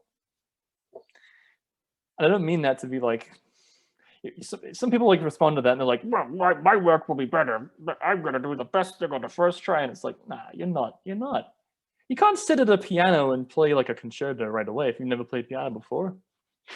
No one would expect that. You're gonna make a noise that sounds like a cat walking on it. And that's what everyone does when they first start playing piano. It's just how it works. And then over time you get better at playing piano. And then, you might not be like masterclass, but you might be like, wow, I can play some shit for my friends. You decide where to stop on that road, how much you want to invest in it, but the only way to improve is to keep going down it. I'm a big believer in that. There is a word for that in Japanese. It is kaizen, continual improvement through effort. That's it.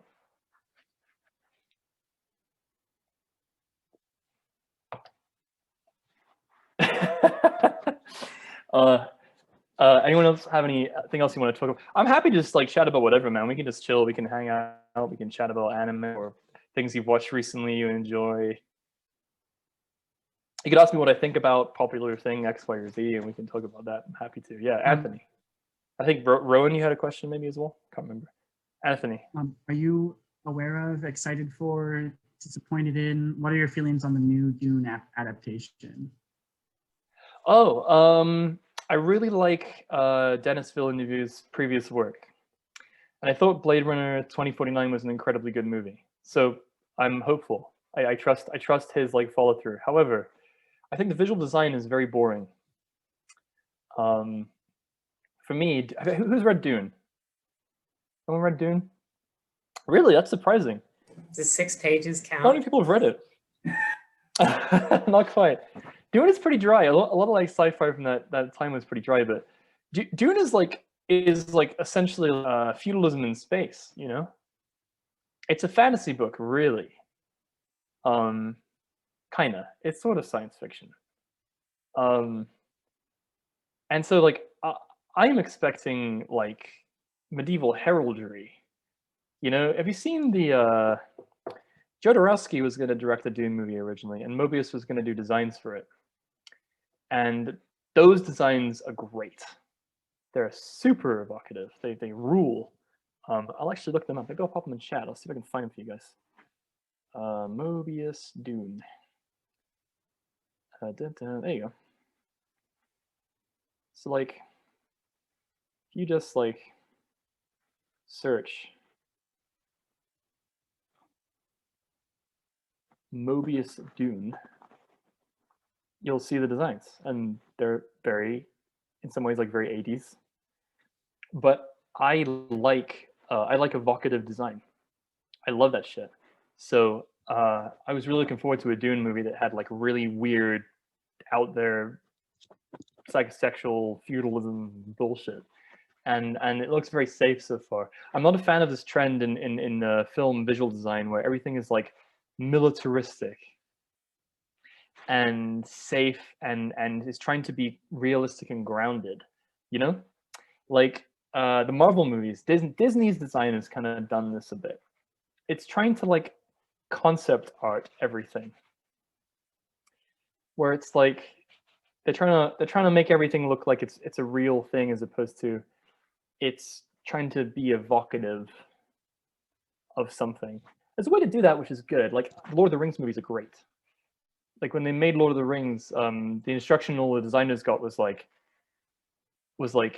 yeah, Marvel's real business deal with the military. That's true. Yes, that is 100% part of it. Yeah, like for Loja movies, for the Peter Jackson Loja movies, they were told like think about these elves and dwarves and stuff as if they were real cultures, and build their visual design and their history and everything about them from that point. And it works insanely well. No fantasy movie prior to that had treated that with that degree of respect, and so it helped with that like verisimilitude of the Lord of the Rings movies. By the way, I love the making of those films. If you guys have the chance and you haven't seen it, you should go watch the making of Lord of the Rings stuff. Some of it's on YouTube. It's absolutely insane.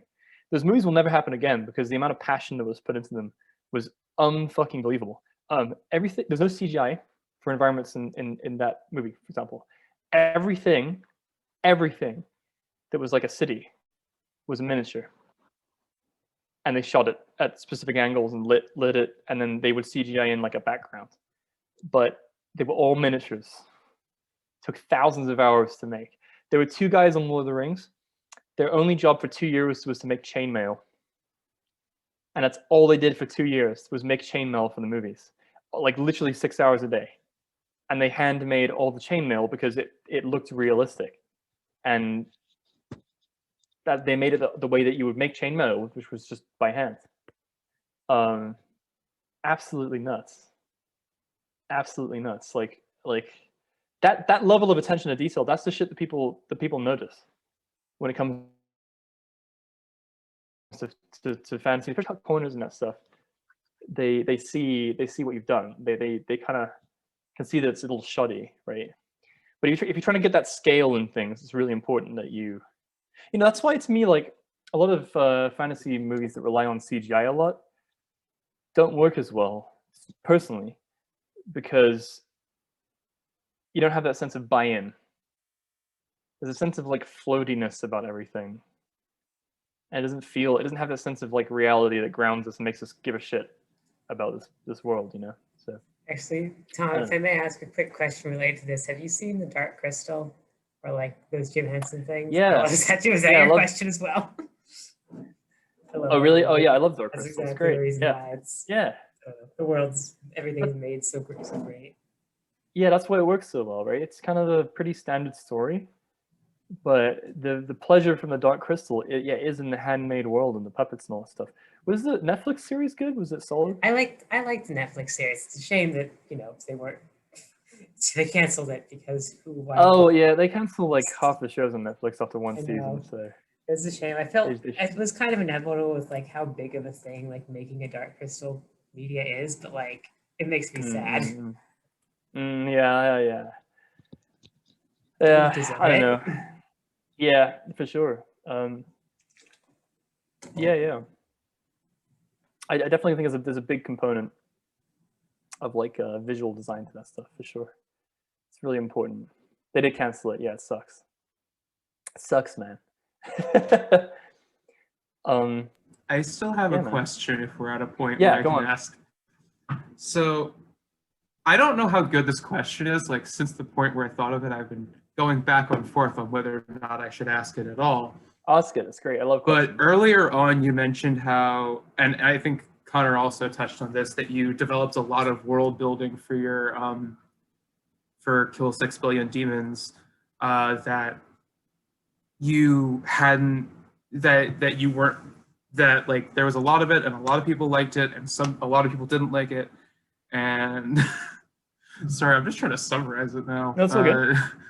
But that you weren't fond of it and you didn't like how it ended up going. How did you end up? What ended up happening with that? Did you end up reutilizing that and like incorporating it into the themes and the storytelling, or has it ended up just like ignored at this point? Oh well, what actually happened is I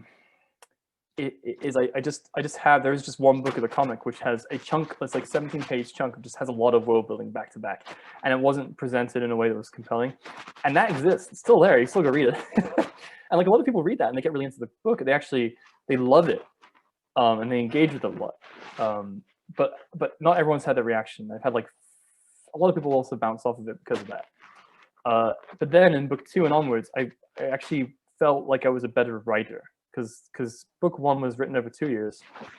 It was drawn over 2 years, and I drew pretty slow while I was in Japan. And by the time I got to the end of book 1, I was like, I think I know what I'm doing with this. I have to focus more on the characters as opposed to the plot and other stuff that's going on, and I want to focus on the themes. I want to really like have something happening and have the characters be moving the plot forward and stuff. So book 2 and onwards is much more story focused, and so as a result, they're better books. And I think every book I've released of KSPD has gotten better and better because I've become a better writer from releasing and writing a webcomic 2 times a week for 8 years, which is how you get better at anything. You just do it a lot.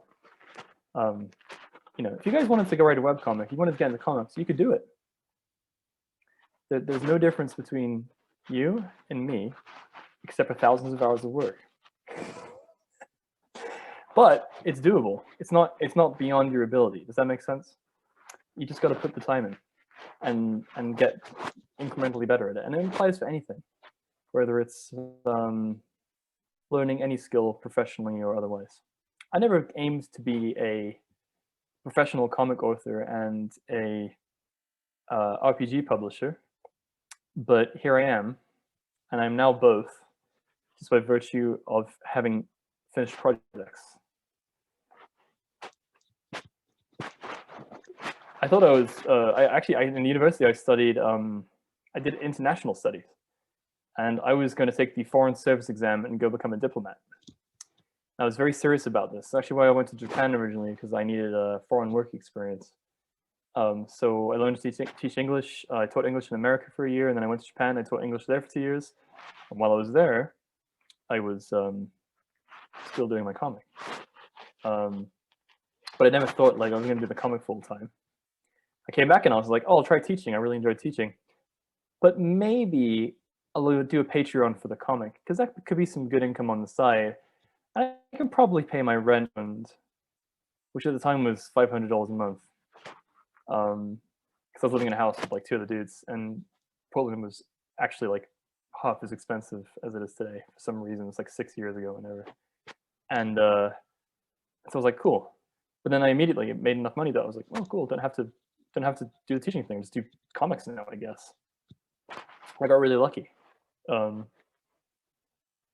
of course, I had the following for that because I'd been doing art online since I was like 16, just casually, and had like a DeviantArt and stuff, and people would follow me in there, and would follow me from project to project and all that stuff. So, yeah, over time it just kind of snowballs. But yeah, it's still there. You can still go read book 1, and I don't think it's great. In the future, all the like extraneous world building stuff I've written into like stories under the comic, or it's been in the background, or the characters are more interested in it, or something else more interesting is happening while the exposition is happening. All excellent tricks you can do, should you so choose. Cool, man. Anyone have any other things you want to talk about? Ask. Yeah, Helena. Just a fun kind of question. Do you have a favorite mech that you like to fuck around with in Lancer? Oh, in Lancer? Yeah. Oh, dude. My favorite mech's a Tortuga. That's wonderful. I wanted to play one for a while. And when I've played Lancer recently, I played the Zheng, which is from the long room expansion. Because I was like, I need a mech that is 50 IQ mode. It's got one game plan, which is punching someone super hard. I'm actually curious, if you guys who play Lancer, what's your mech you're playing? What's your favorite mech? I'm a Lich main. Oh, Lich? Okay, so you're the opposite. You're like 300 IQ. Yeah. Yeah, what you call it? It's just like fucking controlling everything on the battlefield. I'm a support main. Dude. So then you will love Lancer because support's intentionally really strong in that game. Oh yeah. Everyone wants to be like cool anime guy with the swords. So when I was designing the game, I was like, I want to make people that want to be cool support, healer support types really good to make people want to go play them. And I've been very successful, I think, so far in that endeavor. So, hey, what else are you guys playing? I'm curious. Like, if you're playing Lancer, what's your build? What are you running? Tell me your mechs. You type them in there. Pegasus, nice. Yeah, right now I'm playing in Jen's campaign and I'm playing a Pegasus, and it's crazy. Nice. Lancaster, good choice. Excellent choice. Very strong. Yeah, what are you playing, Jen? I have not played an actual mech in a while. I've mostly done GMing, but I love the Baylor. Just eating up attacks, eating health. I haven't gotten a chance to play it, but I love the little Caliban, the little war crime machine. Oh yeah. That's right. Yeah, dude. So there's another example, by the way. People were reading the game and they were like, IPS North Star, like one of these manufacturers, like they're kind of good guys. Like there's not really anything they do that's like bad. Like Harrison Armory is like literal space fascists. Like SSC are kind of eugenicists in like a weird way. Horus are kind of doing their own thing. And IPSN is kind of like space truckers, so people find them pretty inoffensive. And so I was like, no, I gotta make a mech that like really underscores the point that they're also like weapon dealers. And it's like, what does this mech do? Oh, it's designed to go into the spinal columns of ships and kill everyone. What do you mean kill everyone? Oh, kill everyone. Does it fight other mechs? No, it fights people, mostly unarmed. Why does it do that? Oh, because then if you hollow the ship out by killing everyone inside, you can salvage it for money afterwards, and you don't have to blow the ship up. So it was literally built as a numbers problem on a ledger to solve the problem of post-battle salvage. Oh, what are we gonna do? Oh, we'll send a guy in who kills everyone on the ship. That's his job. That's what the Caliban was built for. Was it built to defend people? No. Was it built to like do some construction, space mining like the other IPSN mechs? No. No, we built this one just to kill people. Oh, okay. So I really wanted to slam that into people's faces. Oh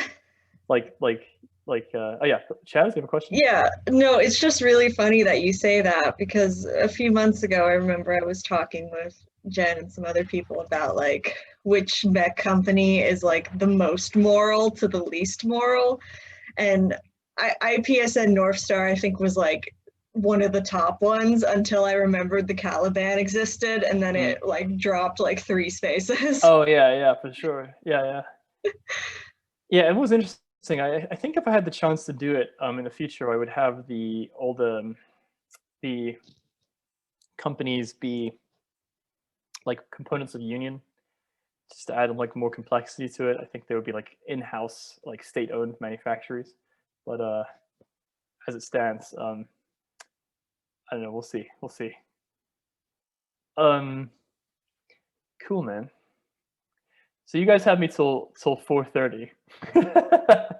I know a lot of people are leaving. I'm not offended if you peace out. I understand it's been a while. I have had my tea and everything, but it's that time of the afternoon when everyone is like having a chug caffeine down to stay awake. So I totally get it. But is there anything else you want to talk about? Can I answer any of your questions? Dude, who was it was playing the Lich? Was that Helena? Yeah. That was Helena. Yeah. Someone have figured out the 200 IQ thing with the Lich, which is that you can steal effects that you yourself cast. So for example, you can use haste on an enemy mech and then steal the haste from that mech with your glitch time to teleport yourself next to that mech, no matter how far the distance. Pegasus and 2 Unravelers, yeah, it's also a good one. That's not a bad build, actually. Incredible. Knockback build for the Caliban. Yeah, the funny fact about the Caliban is it used to actually do damage when you knock someone back equal to the knockback inflicted. And that was taken away very quickly because that was super overpowered. Extremely silly. The real troll build for the Caliban is to put a DD288 on the Caliban. Because you can do it. And then you just have this weird mental image of like this tiny guy with a fist the size that he is, like knocking some dude around. If you guys like playing Lancer, there's a channel on Twitch and like a sort of Discord server called Interpoint Station. It runs like a West Marches style game where it just runs game. The guy Ralph, he runs games like every day, and it's just combat, no role playing. And he runs 2 combat sessions, and he runs this every day. He's run like 200 plus sessions of Lancer at this point. It's insane. But it's like you can just sign up and join anytime you like. So if you just want to hop in a Lancer game and like try some stuff out, it's pretty fun to do. That is actually where I've played Lancer most recently, and we'll be playing again. I think in next Friday. I think I'm playing on it again. I'm going to be playing the No Room for a Wallflower mix with some folks.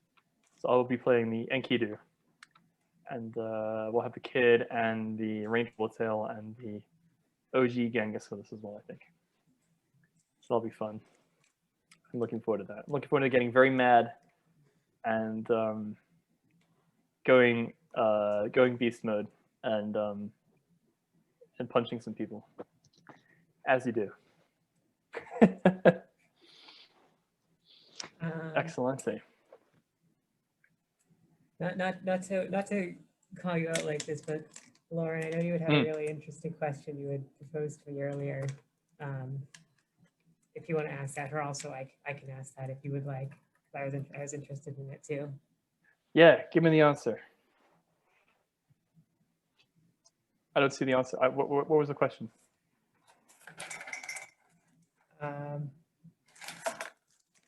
What was it? It was some. Silent quotes. Is this from Lauren? Okay, nice. I will. About thoughts on cultural considerations and drawing inspiration from like real life in your work, and I guess just thoughts on doing that, like.